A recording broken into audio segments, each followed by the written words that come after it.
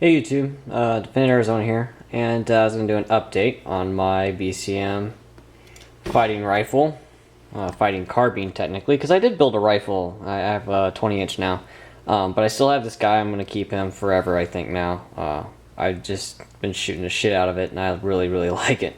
Did some upgrades since last time. This was black. I do Cerakote, so I Cerakoted it, and so far it's sticking together pretty well. Still the Tango down grip. I did remove the Troy battery assist lever. I was having malfunctions with it, believe it or not, whether it was my finger being up here in the well, you know, where it belongs, firing the gun. Maybe when I interfered with it, and it was causing a lot of deals. You know, I'd fire, and then, you know, the bolt wouldn't hold up in the rear on the last shot. I think it was inhibiting it by its weight and impossible, you know, your finger in there. It did stick out a little bit farther than the Magpul bad lever. But I took it off and ceased to have any issues with that whatsoever, because I thought it was my buffer, because I was running the second heaviest A5 buffer in my gun, and I was thinking maybe I was just overriding it. Took that lever off, no problems whatsoever. Still running PMags, of course they're fine. Update number 5 mag still runs and holds open to the rear. I took the bad lever off actually the next time I went out, and I ran 5 and it held open to the rear. Still does. I'll do another video to show you that. It's quite impressive. I don't clean it too often. I've been running a lot of Slip 2000 in it. Of course, it doesn't attract any dirt, and it's still running nice and clean. And of course, if you can tell, there's a couple big updates from here forward, really. Got an Aimpoint with a LaRue mount. It's an H1 standard non-night vision Aimpoint. I love it. There's no point in having the night vision compatibility if you don't run night vision. I don't have $3 grand to go buy some PVS 14s, so I got the H1. And of course, I got the LaRue mount for it. Everybody that uses an Aimpoint uses the LaRue mount. It's sturdy. Somebody was saying that I was on the mounted on the wrong side, but it didn't matter. I like it on this side. And of course, I decided to go with the free float handguard, which is kind of funny and contradictory to what I said, but I found this one as a great deal. I think I spent $170 on it, but it is an Omega Daniels Defense 9-inch rail. Mainly because I went with this one because, well, the price was right, and I didn't necessarily want to get rid of my Delta ring and all that stuff. I didn't want to have to go through and pop it all off. You know, I have the ability to, but I didn't want to do it. And this one just 2-piece drop in, and it free floats, and I've had nothing but success with it. It's extremely thin, which I like a lot. You know, there's not a lot of width to it. You know, you can still grab, you know, you get a good grip on it. And it's light.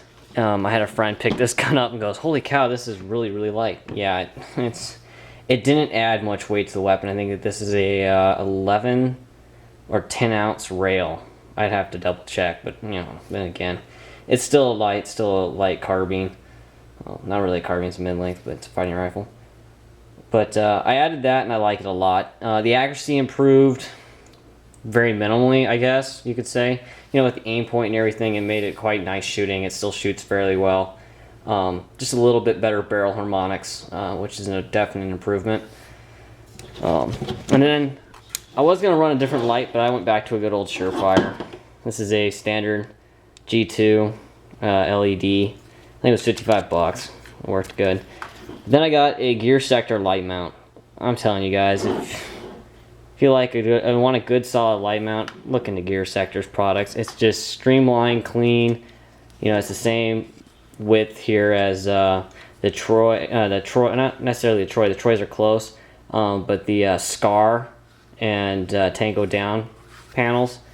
It looks really clean. I like how they did it. This one's tan to match the gun. Obviously, I've been shooting a lot more. It's starting to get love marks all over it.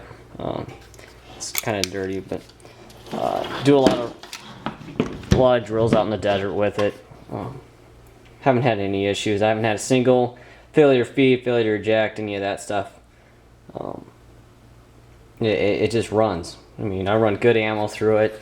But I have shot wolf and all that crap through it at one point. I don't shoot a lot of it, mainly because I respect this weapon, so therefore I treat it as such. And of course I got my sling finally all done up here. Went and got the Vltor QD level QD mounts here, and a standard Vtac sling. I like it a lot. I'm a small dude, so I can shrink this thing up quite a lot and make it very comfortable. And when I wear my armor, I'm suddenly like normal human size, so I can shrink it back out and you know, increase it and make it bigger, and it fits very comfortably. It doesn't get snagged on anything, which is a huge plus in my book. Very simple operation. But otherwise, that is the update to my BCM rifle. I have not weighed it. I apologize. I think maybe at the minimum I added like another 15 or anywhere from 15 to 19 ounces to the weapon. It's not that heavy. It's still, you know, I've had people pick it up, like I said, and they're just like, oh my god, this thing is really light. It's not front heavy. The magazine, you know, the balance point is still at the magwell, which is where I like to keep all my guns. So, but that is the rifle and its updates. And I would now say I do not recommend the Troy style lever. I had too many problems with it. Took it off and had no problems all of a sudden. So I wouldn't run that. And of course I wouldn't run their magazines for the same price as a PMag, 5 PMags.